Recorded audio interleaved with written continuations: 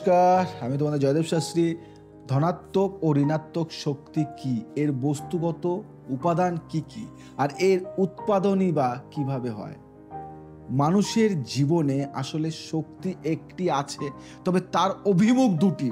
সেগুলি ধনাত্মক ও ঋণাত্মক শক্তি বা পজিটিভ ও নেগেটিভ ফোর্স। মানুষ তার জীবনে এই দুই অভিমুখী শক্তির জন্য সুখ ও দুঃখ অনুভব করতে পারে। কোনো মানুষের জীবনে দুটি ফোর্স ছাড়া হতে পারে না। তবে অতিরিক্ত নেগেটিভ ফোর্স মানুষের জীবনে সৃষ্টি হওয়া মানে তার জীবনের দুঃখের ঘনঘটা আসতে চলেছে বা এসে গেছে বা ইতিমধ্যে বিপদের মধ্যে আছে। আর এই নেগেটিভ ফোর্সকে তার জীবন থেকে প্রয়োজনীয়ভাবে দূর করবার যে প্রক্রিয়াগুলি প্রধানত তন্ত্রশাস্ত্রে উল্লেখিত আছে। তবে কারো জীবন থেকে যেমন তন্ত্রের মাধ্যমে নেগেটিভ ফোর্স নষ্ট করা যায়, তেমনি পজিটিভ ফোর্সও নষ্ট করা যায়। আর নেগেটিভ ফোর্সের একটি জনপ্রিয় মাধ্যম হলো ব্ল্যাক ম্যাজিক আর এই জাতীয় আরও প্রয়োগ, যেমন বলি বিদ্বেষণ, উচ্চাটন, স্তম্ভন, মারণ ইত্যাদি। নেগেটিভ ফোর্স মানুষের গঠনমূলক বা কল্যাণমূলক কাজে তেমন প্রয়োগ হয় না। নেগেটিভ ফোর্স সাধারণত কাউকে বাধ্য করানো, কাউকে চাপে রাখা, কাউকে দমন করার জন্য ব্যবহার করা। পজিটিভ ফোর্স মানুষের উন্নতি ও গঠনমূলক কাজে ব্যবহার হয়। এর কয়েকটি মাধ্যম হলো পূজা, যজ্ঞ, যন্ত্র, কবচ, তাবিজ ইত্যাদি। পজিটিভ ফোর্স বা ধনাত্মক শক্তির উপাদান হলো যেমন মানুষের জীবন ধরনের জন্য বা মানুষের জীবন ধারণের জন্য যেগুলি প্রয়োজনীয়: ফুল, পাতা, সুগন্ধি, সুখাদ্য, সুপেয় ইত্যাদি। সাত্ত্বিক ও রাজসিক বস্তু বলে বিবেচিত যেগুলি, সেগুলি হলো পজিটিভ ফোর্সের উপাদান। নেগেটিভ ফোর্সের উপাদান সাধারণত তামসিক বস্তু সমূহের মধ্যে পড়ে। মানুষের মৃত্যুর জন্য দায়ী যে দ্রব্য বা মৃত্যুর পরে অবশিষ্ট থাকে যে দ্রব্য, যেমন শ্মশানের পড়ে থাকা বস্তু, মৃতদেহ, কাপড় ইত্যাদি। তাই নয় কি? জানা ছিল কি আগে? এবার প্রশ্ন আসা উচিত যে আমাদের জীবনে এই শক্তিগুলি কিভাবে সঞ্চার হয়।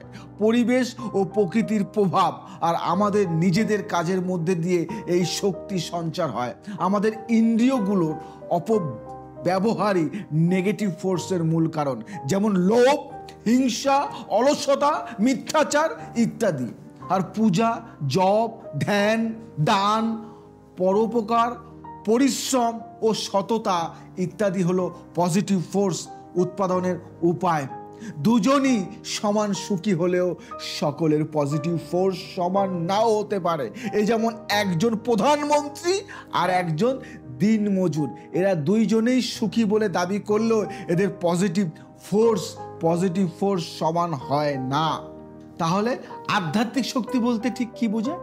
এটা কি শরীর ও মনের সন্নিহিত শক্তির নাকি অন্য কিছু? জয়দেব শাস্ত্রী বলবে আজকে আধ্যাত্মিক শব্দটির মূলে আছে আধ্যাত্ম, যার দ্বারা স্বভাবের উত্তরণ হয়, তাকেই বলে আধ্যাত্ম বিজ্ঞান বা আধ্যাত্ম কলা। এখানে স্বভাবের উন্নতির কথা বলা হচ্ছে না, এখানে স্বভাবের উন্নতির কথা বলা হচ্ছে না, স্বভাবের উত্তরণের উপর জোর দেওয়া হচ্ছে। কেউ হয়তো আগে খুব খারাপ ছেলে ছিল, এখন ভালো হয়ে গেছে। আগে হয়তো কথায় কথায় মিথ্যে বলতো, এখন কম বলে। এগুলি আধ্যাত্মিকতা নয়, এগুলি মূল্যবোধ। স্বভাবের উত্তরণ হলে ধীরে ধীরে আমাদের মধ্যে ভগবৎ শক্তির প্রকাশ হতে শুরু করে। তাই জীবনের যাত্রা যাতে উত্তরণমুখী হয় তার উপর জোর দেওয়া হয়েছে। পশু থেকে মানুষে আসা পর্যন্ত হরাইজন্টাল যাত্রা চলে। মানুষের শরীর পাওয়ার পর আমাদের ফরওয়ার্ড মুভমেন্টের প্রতি তাড়না থাকে বেশি, যাকে আমরা উন্নতি ও প্রগতি বলি। আরও রূপ, ডিগ্রি ও গুণ, সম্পদ, অর্থ এগুলি ফরওয়ার্ড মুভমেন্টের সূচক। আমার মা বাবার ভাড়া বাড়িতে থাকতো, আমি নিজের বাড়ি করেছি, এটা ফরওয়ার্ড মুভমেন্ট। আধ্যাত্মিকতা বলে আপওয়ার্ড মুভমেন্টের কথা। সুতরাং যে শক্তিতে আমাদের আপওয়ার্ড মুভমেন্ট মুভমেন্ট শুরু হয়, সেটাই আধ্যাত্মিকতা। স্বভাবের উত্তরণ মানে শরীর, মন ও বুদ্ধি, এই তিনেরই উত্তরণ। শ্রী অরবিন্দ যখন কংগ্রেসে রাজনীতিতে যুক্ত ছিলেন তখন তার চোখ জুড়ে এক গভীর স্থিরতার ছায়া থাকলেও চেহারাতে তেমন উজ্জ্বলতা ছিল না। পরবর্তীকালে পণ্ডিচেরিতে সাধারণ অবস্থায় তার চেহারার উজ্জ্বলতা দেখার মতো ছিল। অতএব মানুষের আধ্যাত্মিক উত্তরণ হলে শরীরের সাত্ত্বিক তত্ত্ব ফুটে উঠতে শুরু করে। সেই দিব্য উজ্জ্বলতাকে শুধু মানুষ নয়, পশু পাখি গাছপালাও তার প্রতি আকৃষ্ট হয়।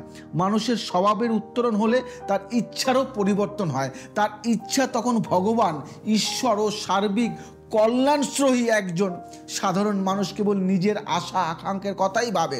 সংসার, কাজ ও প্রিয়জনের মনের মতো না হলে মন প্রতিনিয়ত অশান্ত হয়ে থাকে, শরীরে এই রুগ্নতার চাপ পড়ে। মন যতদিন চটুল ইয়ার্কি রং রসকতা রস পায় ততদিন ভালো কথা কানে এলেও সেগুলি জীবনের যোজনা হয় না। আধ্যাত্মিক পরিবর্তন হলে মানুষের বুদ্ধি ও ইচ্ছার পরিবর্তন হয়, ফলস্বরূপ শরীরের প্রকৃতিও পাল্টে যায়। আমি যখন বাইরে যাই তখন খাবার দাবার নিয়ে কোনো বাদ বিচার করি না। বিদেশিরা কিন্তু স্বাস্থ্য সংক্রান্ত ডায়েট মানতে অনেক বাদ বিচার করে।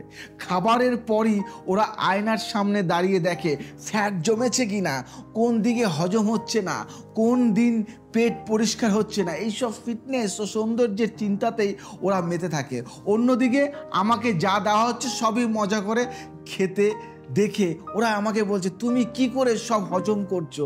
আমি হাসতে হাসতে বলছিলাম, আরে আমি আনন্দে থাকি তাই হজম করছি। পরে ওরা নিজেদের মধ্যে এই নিয়ে অনেক আলোচনা করেছে। কথাটা কিন্তু সত্য। মানুষ যত আনন্দে, হাসি মুখে, নিশ্চিন্ত, নির্ভর থাকবে তত তার শরীর সুস্থ এবং মন চাঙ্গা থাকবে। সুতরাং সব কিছুর গোড়াতে আছে আনন্দ এবং চৈতন্য, ওখান থেকে সব নেমে আসে। এটাই আধ্যাত্মিক শক্তি বা আত্মশক্তি।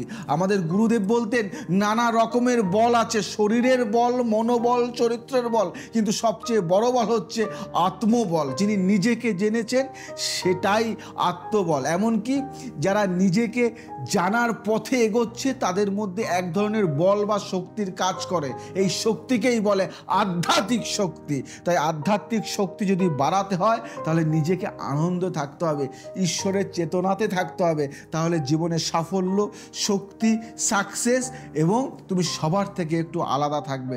যদি আমার এই তথ্য ভালো লেগে থাকে তাহলে ফ্রেন্ড সার্কেলের মধ্যে ছড়িয়ে দাও, শেয়ার করো, লাইক করো, কমেন্টস করো। আর যদি কিছু জানতে চাও তাহলে আমাকে জানিও। আর তোমাদের সবার জন্য একটা সুখবর, যারা আমার সাবস্ক্রাইবার রয়েছে তাদের জন্য কিন্তু সবার জন্য একটা গিফট থাকবে। সবার বাস্তুর জন্য বা নিজের জন্য কিছু না কিছু গিফট থাকবেই। এবং যারা আমার কাছে আসো, দেখাতে আসো, তাদেরকে একটা কথাই বলি, একবার আমাকে জানিও যে আমি আপনাদের কিন্তু সাবস্ক্রাইবার, দেখবে অটোমেটিক্যালি একটা গিফট। আর যারা দেখাতে আসছো না তারাও যদি কোনো চেম্বারে যাও তোমাদের জন্য একটা না একটা গিফট দেওয়া থাকবে। আজ আসি, আবার আসবো নতুন কিছু নিয়ে। জয় শ্রী ঠাকুর রামকৃষ্ণ।